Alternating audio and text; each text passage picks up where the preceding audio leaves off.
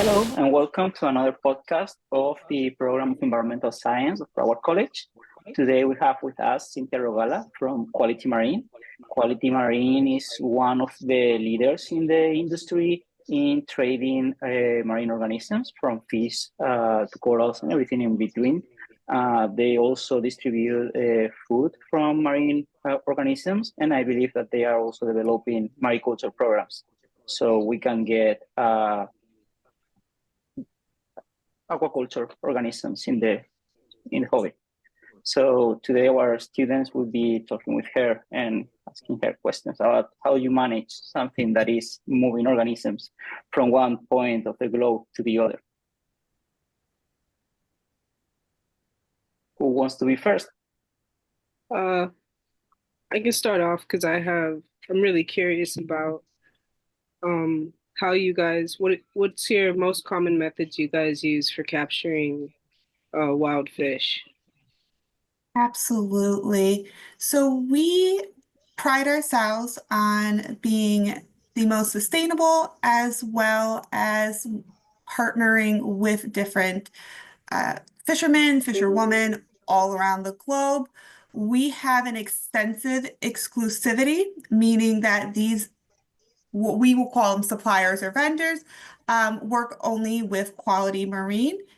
And we strongly believe it's because of the high standards that we hold, but also because we are very, very strategic and we also support these suppliers and vendors. We have helped open up schools around the world. We help get them the best equipment and boats as well. We'll even help develop holding tanks within these boats um, as well to ensure that we are protecting the ocean as well as protecting our divers. So to be a vendor with Quality Marine, you do have to follow the rules and regulations that we employ. And that is, again, for the safety of our divers as well as the ocean. We are very strategic with working with divers that want to do what we call a short supply chain. Short supply chain typically is more expensive, but again, it's the best for the animals. So our divers go out every day. They do not stay on the boat for numerous days at a time. Like I had mentioned, we have holding tanks that are built in onto the boats that are a flow through, so they're continuously getting new water brought in. And then we go down, and what the divers do is they set up almost like quadrants with floating nets. So we do not dredge, and then they hand collect the fish. So it's tedious, but again, it's for the best of the animals and the reefs.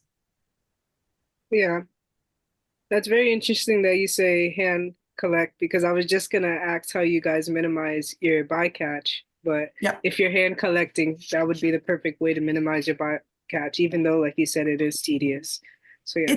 Yes, it's tedious. And what we do is we give our divers what we call a shopping list. So we're only taking what we need.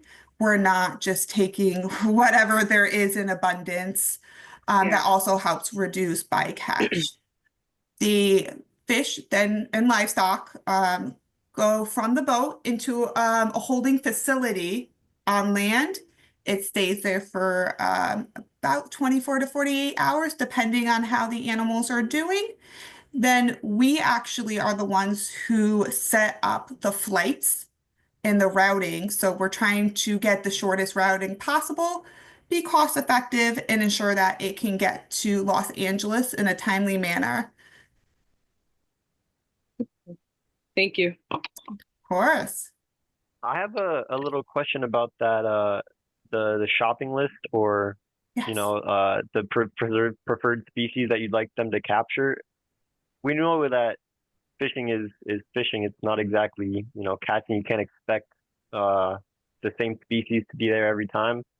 Is there anything that you do to try to target certain species that might be more abundant or more plentiful rather than targeting, more of the rare or the more sought after species? Like how how do you differentiate between knowing when to capture the more abundant ones and to do that, or get a list of, the more uh, hard to find, I guess you could say, species? So I'm just wondering how you differentiate and pick Yeah, of those course. shopping lists. It's difficult. So we work directly with people that have been in the industry for, oh gosh, longer than I have. I've been at Quality Marine Yeah. 11 years. Some of my coworkers have been at Quality Marine over 20 years. We also work directly with NOAA and other government agencies in the US as well as abroad. So we are looking really strategically at CITES, at threatened list, what populations are looking like around the globe. So if we're seeing animals that are going on a decrease, or we have concerns about the health in a certain area, we will not collect those species. So Quality Marine also employs, gosh, I think we're up to 14 or 15 biologists. I'm one of them. And so we are looking really closely at the ecology of the different areas and the health of the animals coming Okay. in, so that we are being very, again, strategic with our shopping list. A lot of Yeah. species are seasonal. We're looking Yeah. at, say, for purple tang, for instance, they're running in strong numbers during the summer times. Well, that's when we're going to collect them. And then we Hmm. stop when those times when they are breeding or their populations are a little bit lower.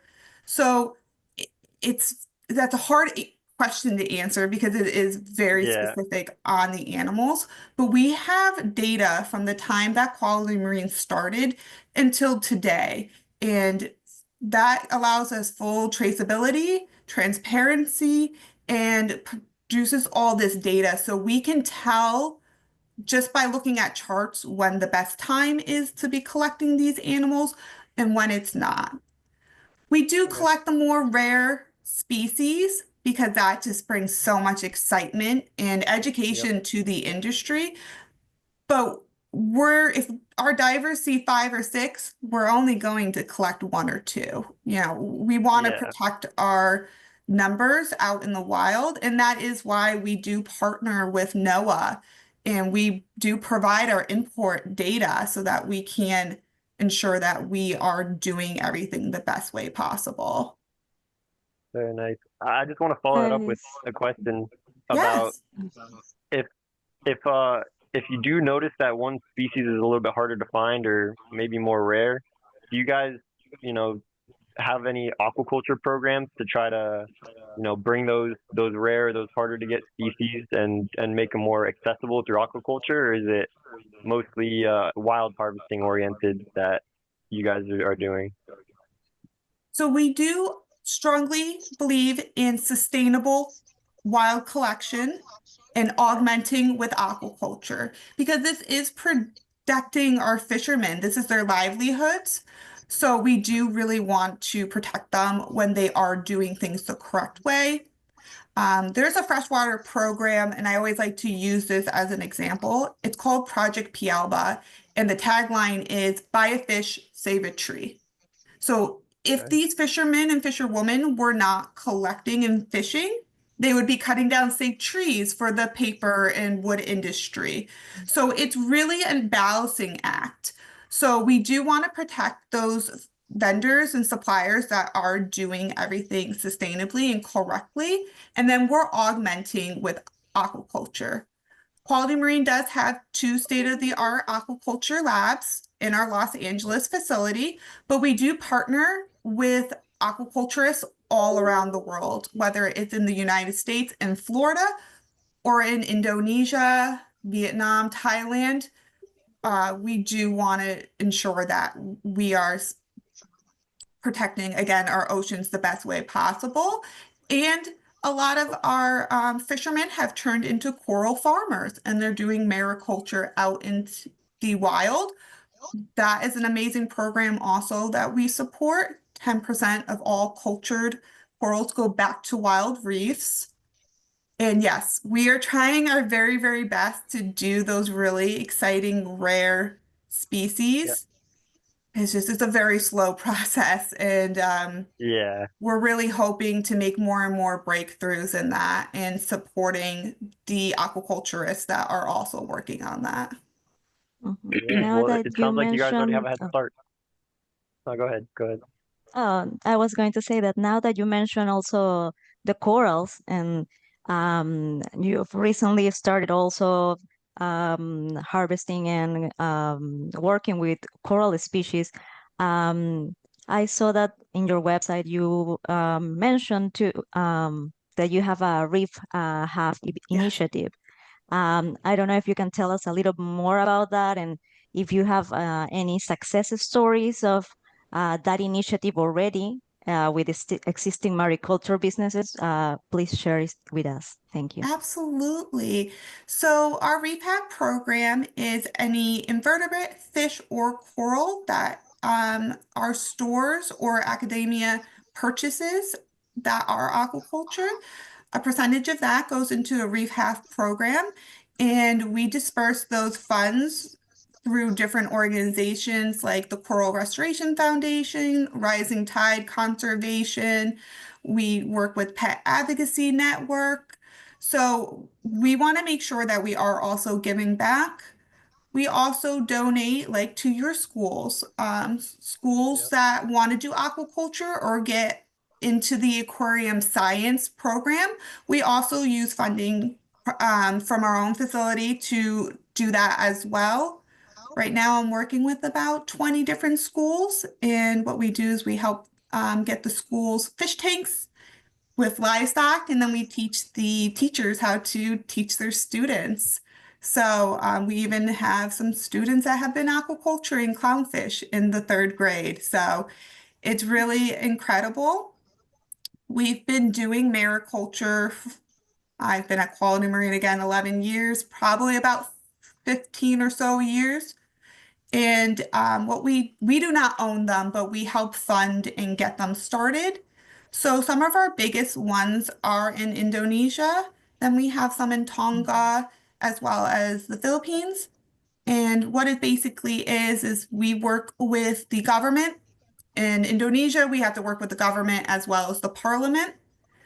And the agreement is that we take an area of the ocean that is a little bit underdeveloped, whether it's been from Okay. storms or anything like that, and then we create farms, and it goes from about 10 to 20 feet deep down even deeper, depending on what the coral's needs are. And it's very remarkable. It is just tables, chain link tables and tables and tables for miles of corals. So it's really cost effective to do this because you're getting free food, free water, free sunshine. We take experienced divers that were fishermen. We train them to take care of the coral so they have a livelihood that is consistent. They protect these reefs or farms. And then again, 10% of that all goes back out into wild reefs. So it's been a really incredible program to get to do, and we continue to want to grow that and improve upon that. And then a portion of every mariculture coral we sell goes out to the rehab program as well. Yeah, that is very interesting, especially nowadays that several coral colonies have been like bleaching, and there is like also some loss just because of the climate change and so on. So um, I also had a like another question Yes. regarding that. Is like, how is Quality Marine approaching those changes that are present in the world around us, in every part of it, that it's climate change, loss of a species, etc., even losing currents of the ocean. Yes, it's something that unfortunately we don't see going away anytime soon. Mhm. So our biggest focus again is to ensure that anything we are collecting, it is the most sustainable way possible so that we can reduce any effects onto the wild. And again, it is something we have to continuously monitor. If we're seeing areas where we collect corals, whether it's mariculture or wild, and we're seeing health concerns, we pull back and we work with our different organizations and opportunities to improve. Of course, it's hard because we don't technically own anything overseas. We do work with third-party employees, and I say third party because they're more like consultants for us. And we employ them, and they essentially go and surprise our divers. So they will go diving where they know typically the areas that our suppliers are, and they will be checking in to making sure that they are following the rules and regulations. You know, we can only control what we can control, and that's one thing we can do is making sure that who we partner with and work with is doing everything the best possible, and that we can also provide any insight that we're seeing for different reefs around the world to, again, like organizations like NOAA or different organizations overseas. We've worked a great deal with Coral Restoration Foundation with things that we're seeing. And if we feel concerns about an area where coral reefs are struggling, we don't bring those in as much.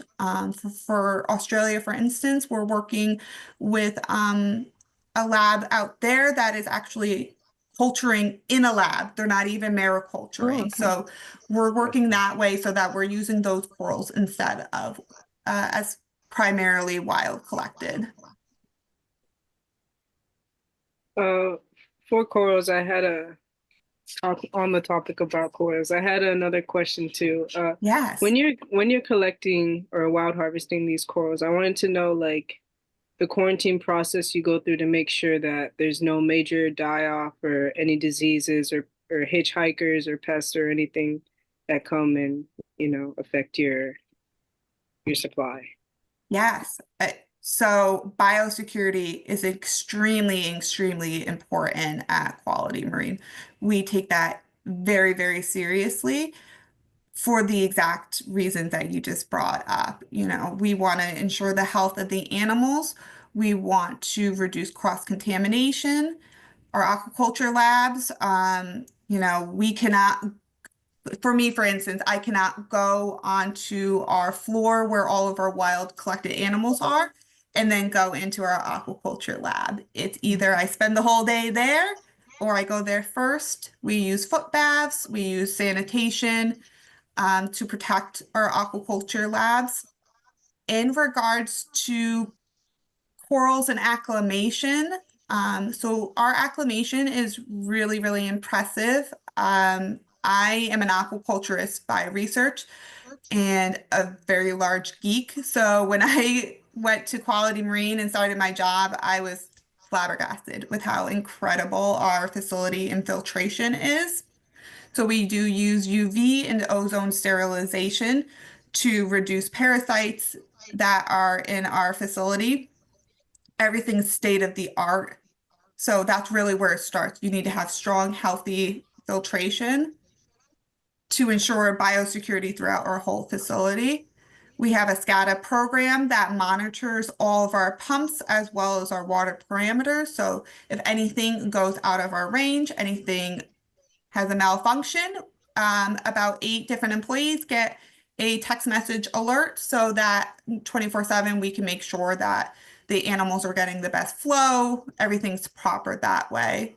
With acclimation, whether it's coral, invertebrate, or a fish, we take the water parameters from the shipment upon arrival. We then duplicate that and then slowly, through a drip process, acclimate to our system water.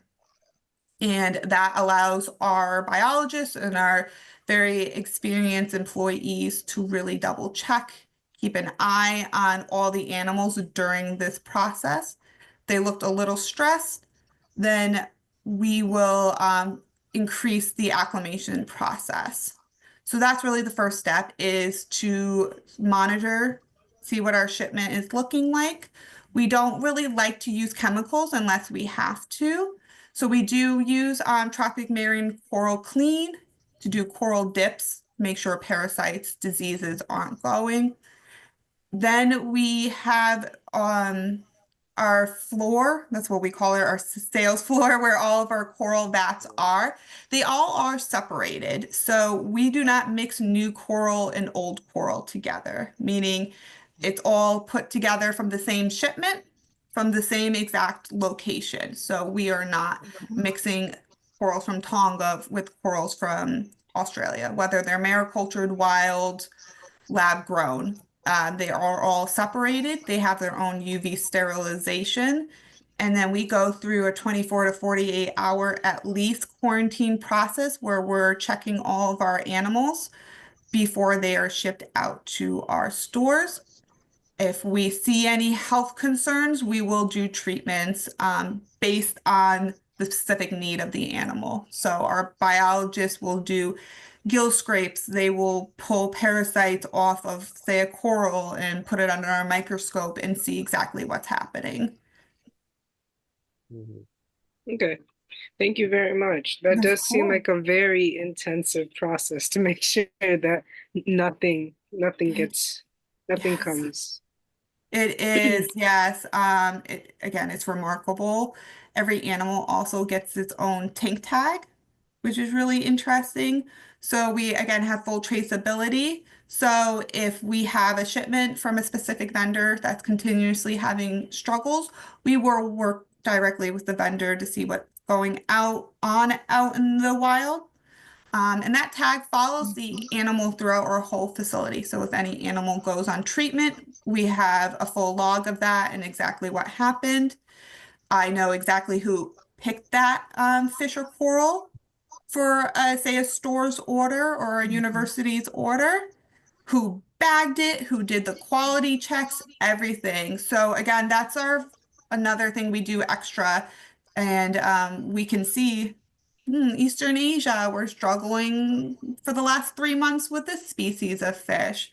We'll shift and do a different region. Oh, wow. That's a good policy. Yeah, that makes sense. I want to know a little bit, get an insight into the nutrition that you provide to the fish. So I know that quarantining and all the filtration and UV and all that's an important part of keeping the fish healthy. But another part is the nutrition and how you feed them and support them. So can you just give us a little background into what nutrition you give them and how you can just specify diets for particular species or figure that whole range of action? Absolutely. So we do want all of our customers to be successful with our animals. So we do make sure that they are on prepared diets before they leave Quality Marine. Of course, if it's like a pipefish or a mandarin that's really only eating copepods, that's a little bit harder to achieve, but we do always offer them a frozen copepod. So our nutrition is extremely important, just like you were saying, Ryan. So we have to be really, again, strategic with it. We have our own live foods lab that is at Quality Marine. So we grow all of our own copepods, artemia, as well as 6 blends of algae. It's in a, again, gorgeous state-of-the-art facility that has all sterile water that we use. So we're making sure that no pests or anything are passed on to our customers. I'm not even allowed in that lab, again, for biosecurity reasons. It is, I think in the last year, I've been in there maybe 5 times. We have really strict rules and regulations for that to make sure that we're taking care of our foods and nutrition. So we primarily use those for all of our aquaculture, but we also will feed out into our housing for our wild collected and other aquacultured animals because we want to make sure they're getting the best nutrition. So it really just depends on the species. Triggerfish, we make sure that they get a lot of krill, conkle and shells to keep them fat and happy, as well as take care of their beaks so they don't get overgrown. We only feed, it's a frozen food from England. It's called Tropical Marine Center's Gamma frozen food. It's gamma irradiated. So basically it means it's as sterile as possible. They also only use very simple ingredients. So if you want brine shrimp with spirulina, that's all you're going to get. You're not going to get any byproducts, pests, anything like that. They don't use meal in any of their foods. And then we also use through our food brand called Nutrimar, different high quality sinking pellets as well as shots. The shots stick on the inside of the glass and it gives them a feeding response. It's really great to look at, but it's also engaging for the animals. A lot of animals are really intelligent and they do need that interaction. So it's really just dependent on the food. We also only feed after we have caught all of our animals for the day. So when we're shipping, say, to a university or a pet store, we want to, again, make sure the animal's as healthy as possible. So we don't feed them and then bag them because then they're going to mess in the bag and increase the ammonia in the bag. So typically we're done packing around 1 o'clock in the afternoon, and then our husbandry team divides and conquers, and they make different blends of food based on the needs of the different animals. So angelfish get their own specific diet. Typically, it's just a big variety of different algae and meaty foods and frozen. Like I mentioned, seahorses are going to get their own diet, pipefish. So it's tedious. It takes our team hours at a time, but it also allows them to make sure all the animals are eating and that, again, the animals are healthy. Wow, thank you. That's a lot more goes into it than just simple Lots and lots feeding. of years of trial and error. Yes. You know, we always are continuously trying to improve. So we're reading research papers, you know, even our jellyfish. We're right now doing some experiments to make sure that they're eating the best foods possible. So we'll weigh them upon arrival, wait a couple weeks, see what their weight are, and make sure that that food that is the most nutritious is what they're going to get.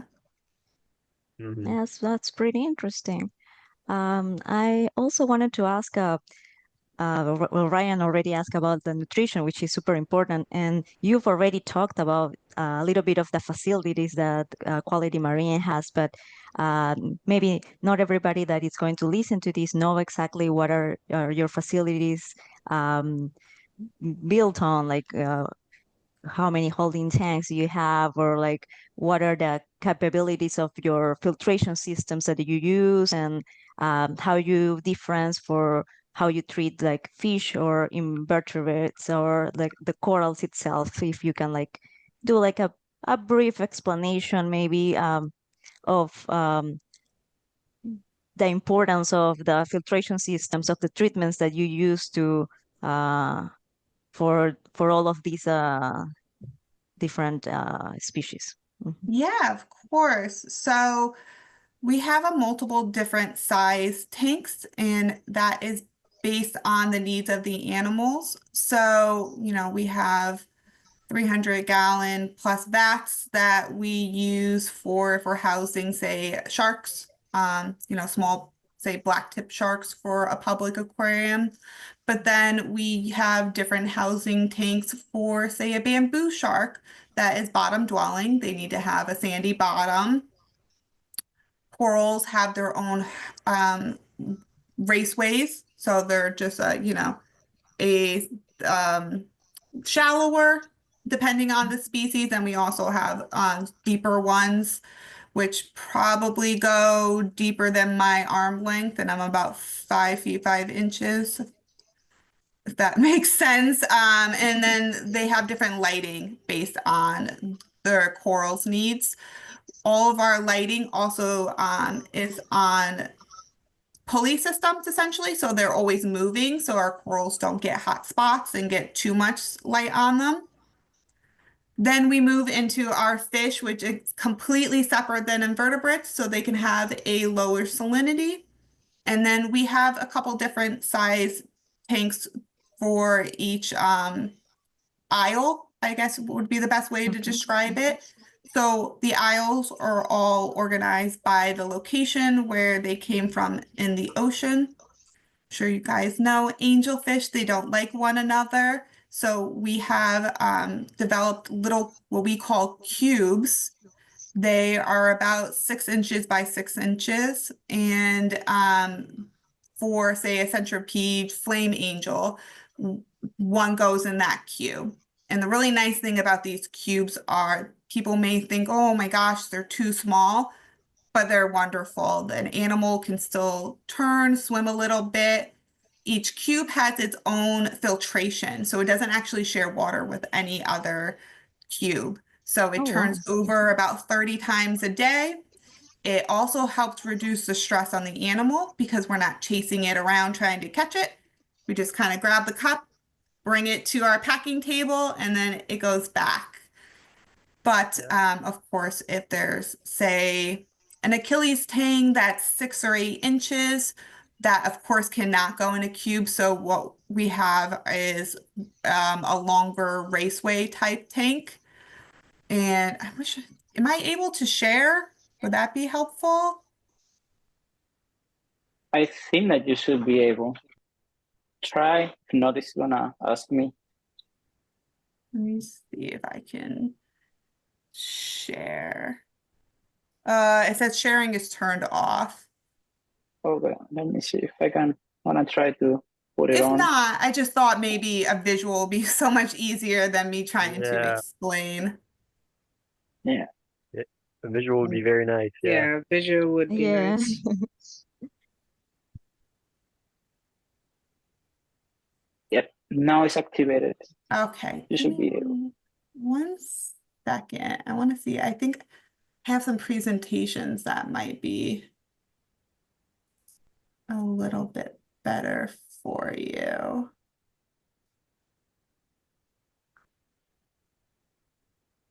One second. Sorry, I should have thought about doing this sooner.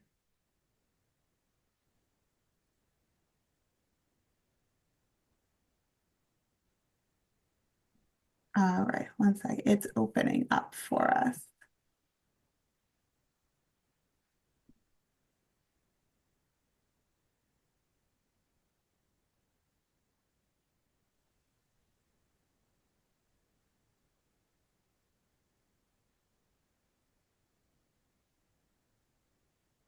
Okay, 1 second. It's just loading up for me. Problem.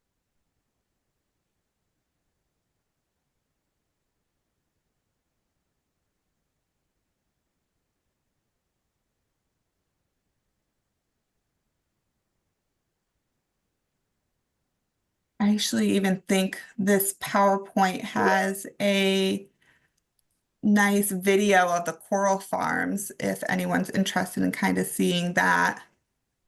Oh yeah. Yeah, definitely.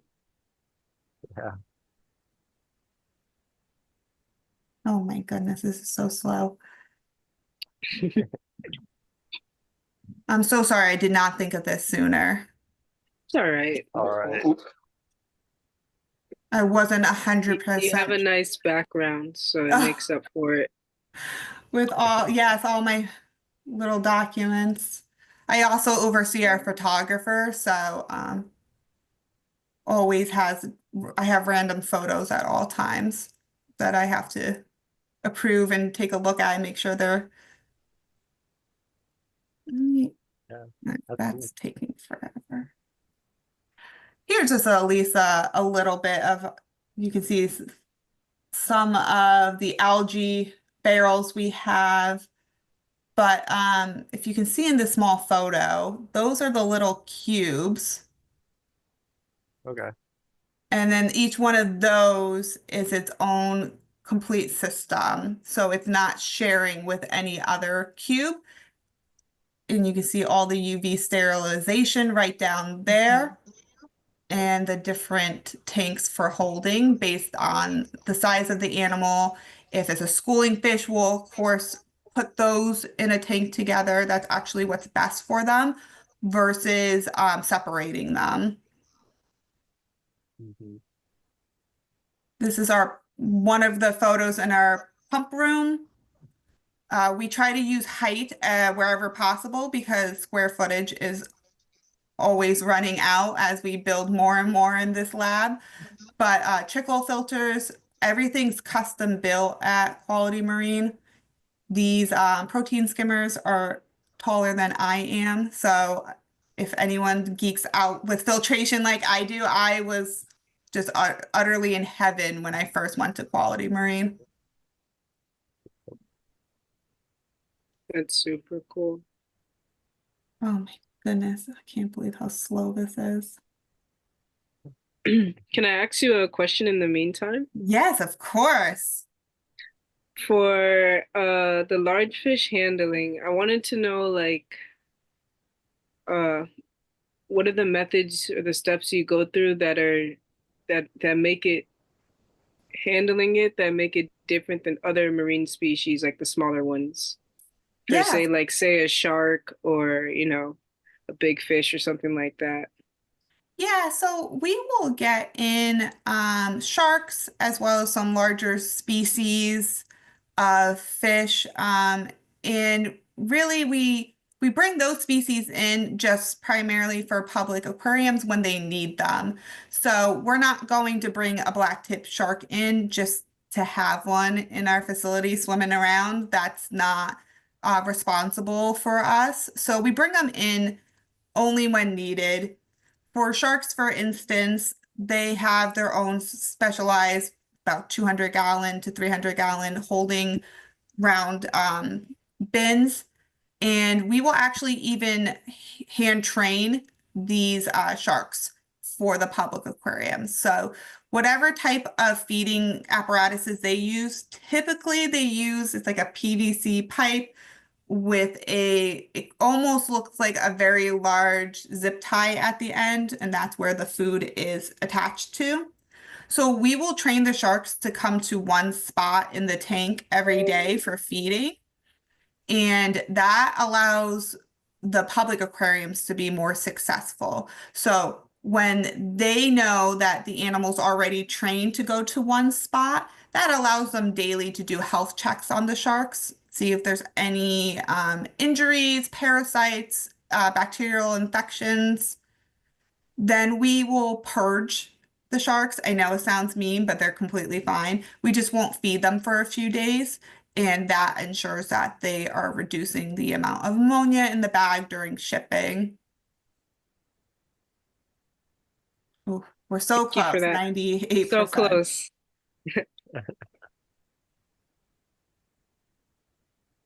While we wait, can you also tell us about the coral species that you are currently growing? Do you have a specific highlight of a species of corals that are currently in Quality Marine? And if you expect that to change soon, or how are you managing the income of or the harvest of corals and the mariculture of them? Yeah, so we're not aquaculture within Quality Marine. We partner.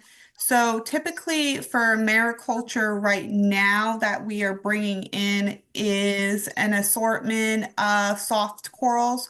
So anything from a devil's hand to a Kenya tree, yellow polyps. Oh my gosh, every color morph possible of a zoanthid. Those we are primarily partnering with facilities that are culturing those in a lab versus mariculture. Then for LPS and SPS, we're working with everything from acroporas all the way to euphyllias. So any of the torches, um, hammers, the wall hammers, everything like that. So to be quite honest, if it's cultured, it's available, it's legal in the US, we're bringing it in. Oh, awesome. Okay. So honestly, I would say we are about 75% all mariculture or aquaculture corals, and then the rest are sustainably wild collected.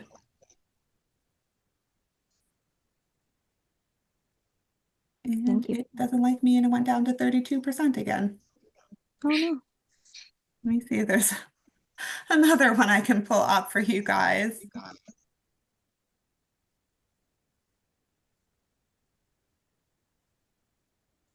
So while we wait, if we don't have any other question, I would like to bring into attention when you are harvesting deep water organisms, those divers that you are working with need a higher level of preparation. So obviously it's not going to be the same thing if you have to do a tech dive to get deep water Anthias. So how do they, you are mentioning that they are only one, they're not on a row on the sea. They are planning where they are going. They have a list, a shopping list. Yes. But if it's a deep water dive, you have certain species that are always on the list. Like if you see this organism, just catch it. Obviously, taking in consideration what you mentioned, that not taking more than you think that is going to affect the wild population. But we know that certain species, if you are in a deep dive, and you see them, you probably are not going to do that deep dive again in a few days. Correct, yes. So what kind of divers do you partner with in there? Because I guess that some of your divers will have air supply from the surface if they are not going really deep, and then you will have all the opposite divers that will go with a rebreather, for example. Oh, yes. So our deep water divers, like you said, they're not really diving, 100+ feet very often. So they have a list because we've been partnering a lot with these suppliers and vendors for well over a decade. So they know us, they know what we need. So they do have a list. So if they're doing a deep dive, they know, especially with Anthias, a hell freaky firefish, something like that, that is a deeper water, that they just know, okay, it's Quality Marine, they like these specific species. I see it, I'm going to collect it. We do not have a large list of divers that are deep water certified in the sense that we feel comfortable working with them. For Dan certified, you just need an advanced certification to do deep water dives up to 100 feet. So theoretically, you don't really need that much training. But again, we want to make sure that our divers are as safe as possible. So we only, I would say, have about a dozen that we partner with around the world that we trust and know that are going to be the healthiest possible and collect safely. So they'll do the deep dives for us. Some are around the waters of Japan, some in Indonesia, some in the Maldives, but you're absolutely correct. It's not an easy thing to do. It's not something you can do every day. So I would say we maybe once a month, every other month, we'll get the deep water species. And again, we're only taking what we need, and it's a pretty small amount. For the Anthias, we may get 14 to 20 in a dive. And that's really about it because there's not a lot of species that can survive down in the deep waters like that. We actually, I would say about 9 years ago, one of our divers actually found what we call the Darwin glowing flasher wrasse. It is a deep water species. It's still getting its species name, but yeah, that was something that one of our divers found, and we were the first to have it in the US. It was beautiful. The males and females actually glow because of where they're found in the water. So that's something that's been really exciting that we love to get that when it happens. And we work with ichthyologists primarily in Australia and to get these all ID'd. Wow, that's amazing. Actually, there in California, you have one of the main deep water ichthyologists on the planet, Luis de la Rocha. He's a deep diver and a professor in the University of California, and he does a lot of publications. He gets astonishing images of deep water species. And as you probably know, he works only with free reader because to that depth, to be more than 5 minutes, you need the closed circuit. I imagine that when your divers also need to do decompression procedures for the fish that they catch. Yes, correct. So it's a very tedious process. They're stopping every few feet to allow the fish to regulate at the different depths. It's not like they can just collect it and then shoot it back up to the surface. That's not safe for the animals or even the divers. So it's very tedious. We only use very specific employee divers that we know that are really safe with this and experienced to ensure that they're taking care of the animals as well. We of course want all of our divers safe, but it would be pointless to collect them if the animals are not safe either. Well, that's super interesting. I wanted to just out of curiosity, Oh, yeah, you were mentioning Let's the go.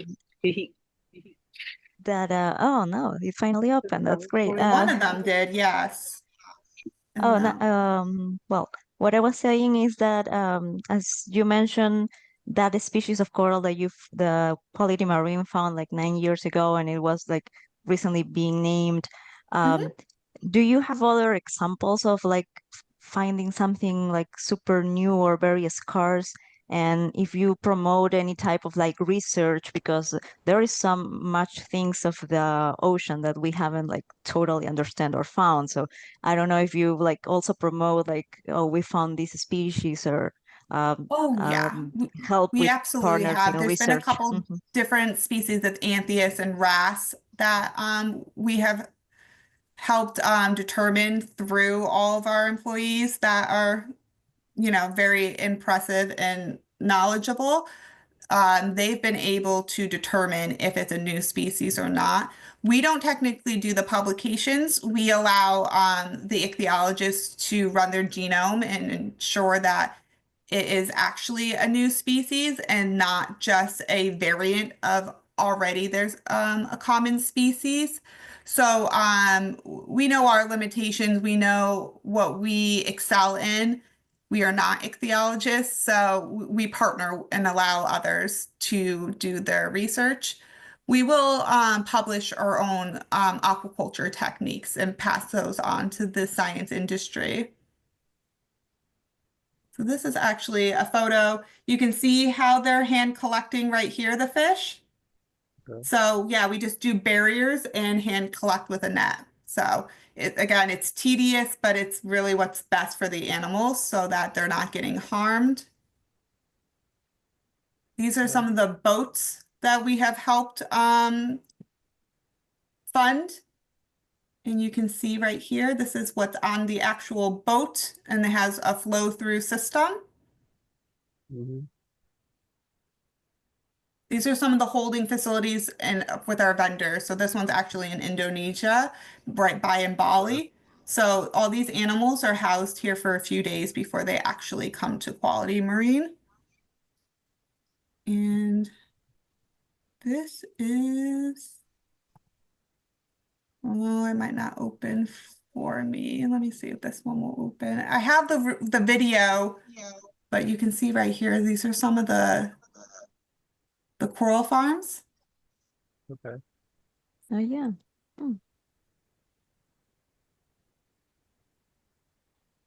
And the different just rows and rows of, Yeah.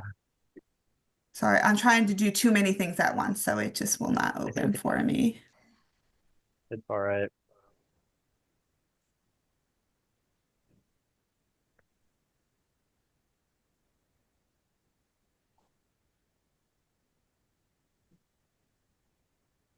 So every one of these corals, of course, I picked the one photo that you can't really see as well. They also have a tag.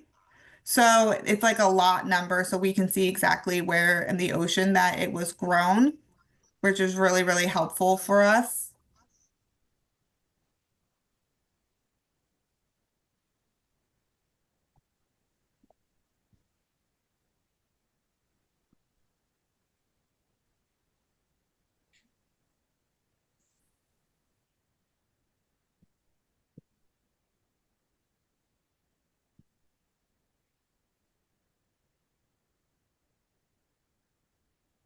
So you can see the tags right here.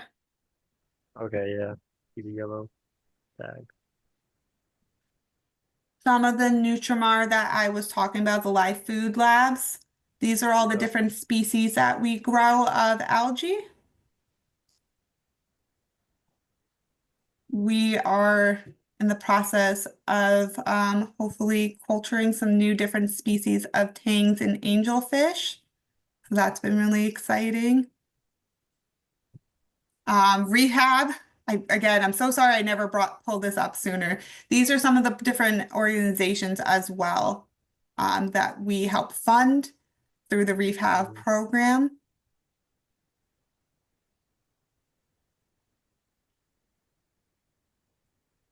And then this was the acclimation area that I was talking about earlier. Right here is invertebrates only. And then all right over here is where all the fish will be acclimated. You can see only red light. So fish actually cannot see red lighting. So this puts them in a dormant state so they don't get overly stressed out during acclimation, but allows our employees to actually be able to see.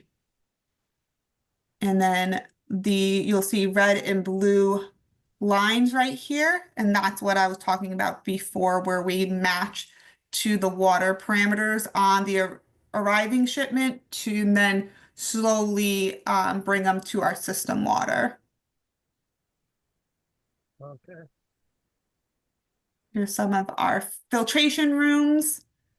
So if any of these pumps go offline, we get a notification. Every single system has its own UV sterilization. And then this was a photo I was showing earlier. So you can see the cubes right here, the different housing, all based on the need of the animal. The coral raceways. So these lights are on pulley systems and will actually move. And then these are other different corals that actually do better on higher light, so they don't need as deep of water. We actually keep all of our aquaculture, no matter where they come from, in its own building for biosecurity reasons. We do a lot of fresh water, which I know we're not really focused that much on. But this was the scanner I was talking about, and how every single animal has its own tank tag that follows it all the way through the facility. Even if when they're being bagged into the boxes, they also get scanned. So, you know, this lovely man, Miguel, makes a mistake. I exactly know he made the mistake, and I can go give him a hard time. He's been at Quality Marine almost 30 years, so he has some of the most experience. Right here, you can see this bag. We call it a box liner that helps keep the box insulated. It also helps prevent the box from leaking. Heaven forbid FedEx or an airline drops the box. Yeah, our boxes are certified to be dropped 6 feet without breaking. And that's something extra we paid for with the styrofoam. But unfortunately, if they do break a box and a bag is leaking, FedEx will not deliver the box. So we use these liners so the water's collected inside the box and will not actually drip out. Here's an example of exactly what the tank tags look like. So you can see even for a customer, the store can know exactly when it's shipped, when it arrived at our facility right here, where it came from, little information about the animal. So we try to provide full traceability at all times.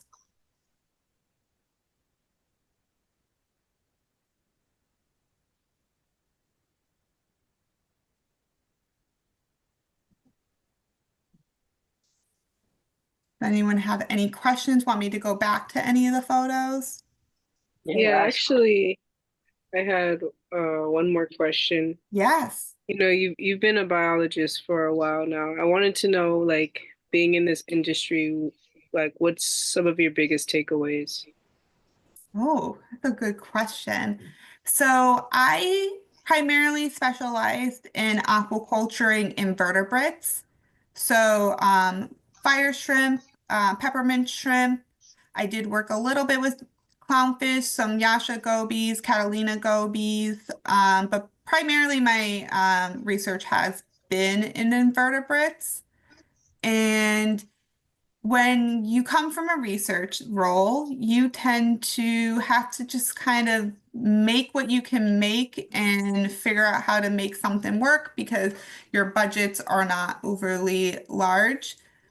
So I had a very distinct way of thinking when I was a researcher. I really did think, oh, aquaculture is the only way to go. My way is the way to do it. My way to make my systems is the way. So going to Quality Marine and being exposed to so many different species, different ways of looking on how to care for an animal, it did really open my eyes and it really made me see that everything's a balancing act and that you can have sustainable wild collection and still not be harming the oceans and doing the best for the oceans. So, I mean, that was my biggest thing. My whole mindset shifted to what an aquarium can do for someone. I've worked with students with autism. I worked with Syrian refugee students, and the impact an aquarium can make on those students and teach them problem solving, help calm them. It's remarkable, and it really gave me such a more respect for the industry and everything that our industry leaders are trying to do. I'm extremely proud to work for Quality Marine and all the little things that they do. I mean, gosh, even just making sure a cube has its own filtration, that was something I would have never thought of in my research role. I think we can all attest to when you're doing your projects and you're just really hyper focused. Working at Quality Marine really opened my eyes to a much broader way of looking at things. That sounds amazing. Yeah, thank you. That's very interesting. On that same line, I don't know if you can like do a remark or recommendation for the people that are aquarium hobbyists, the people that are interested but as a hobby. Mm-hmm. That's so hard because I just don't give up. It's a it's a little bit more of a difficult hobby and it can be a little frustrating. I'm sure we've all tried to do our own aquariums and you get the ugly algae or the random fish that passes away and you have no idea. My biggest advice is don't give up, ask for advice, ask for help, and learn and move forward. That's Thank very you. solid Yeah, thank you. advice. That is very good advice. Okay, guys, so we're approaching the deadline. Actually, we have been lucky with our tanks. We haven't had any ugly states. They are 7, 8 months already. So, I mean, we will have something at some point, probably some pest, or it always happens. And actually, Ryan started his first reef tank a few months ago. That's And Garci amazing. is about to do that as well. Oh, that's so Yeah. exciting. Oh yeah. Yeah, I'm super excited. Super excited. Oh, she's doing a pico tank. She's going to realize that is a little bit more difficult than our bigger systems, but Yes. Yeah. I think the misconception is everyone thinks I should start a small tank for my first tank ever. That will be the easiest. When in reality, your margin for error is much greater in a smaller tank. Yeah. But you guys have an amazing teacher. I know you'll be successful, and please pass on my contact information. I want to help you guys and support you with whatever I can. Thank Ryan you very actually much. is I going. appreciate it. No, sorry. No, it's okay.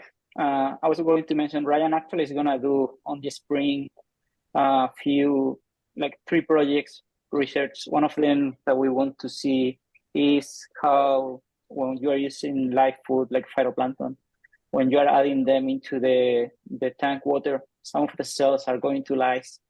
So how fast do they lyse in different salinities? Because once they lyse, that's food that you're not going to use, and it becomes mostly waste. So we want to see how different common strains that we have available do in different conditions in the water. Because we are feeding live food, it's like, oh, I'm adding phytoplankton, but is your salinity, for example, matching?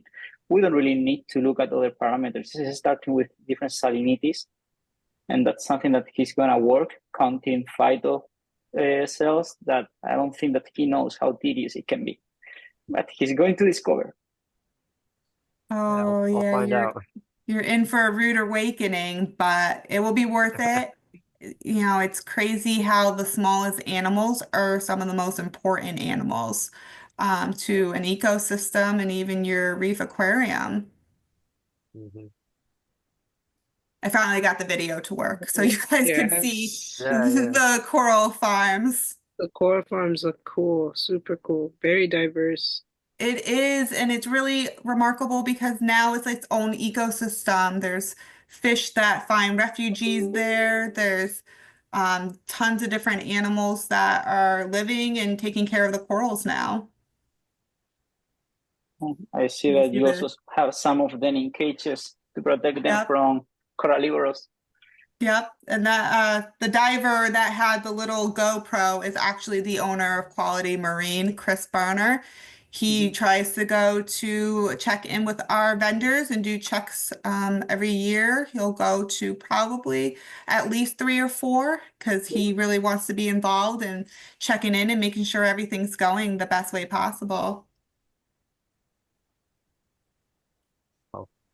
Yeah, but my dream is to get into one of these farms in person and get to Oh yeah. experience it. Yeah, I hope you That looks do. amazing. Yeah. That looks Thank you. amazing, yeah. Yeah, so you can see there's just tables and tables for miles, Yeah. corals, and Yeah, it's pretty 10% of big. all those pieces that you're seeing go back out into wild reefs. Very good. Yeah, that's great. I can't imagine trying to find certain cool. I'm a diver. I'm a rescue diver. I can't imagine just standing there for Yeah, hours, it's seriously yeah, working underwater. It's really, really impressive what they can achieve. yeah. There's Chris Burner putzing around, touching things. He's a wonderful mentor. I'm really lucky to work under him. He works under many, many different sustainability boards and advocacy boards and gives a lot of his own money from the company and personally to funding different initiatives to protect our oceans. He is always one of the first to accept different CITES, which are permits for what can be brought into the US, based on what's best for our oceans and industry. Wow.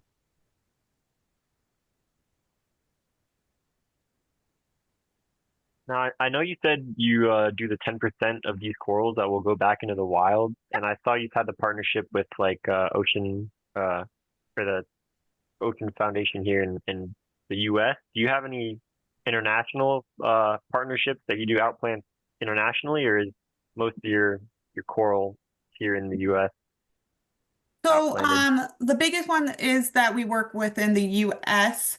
Um, Overseas, we're working primarily with villages. So it's Okay. not so much agencies. So we're working Yeah. with the villagers, we're working with the divers, and then basically we have to go through the parliament and the government to Hmm. outplant. That's the agreement that we do. Okay. I was just a little curious about that topic, seeing all those Indo-Pacific corals. So Yeah, thank you for the no, insight. it's a great question.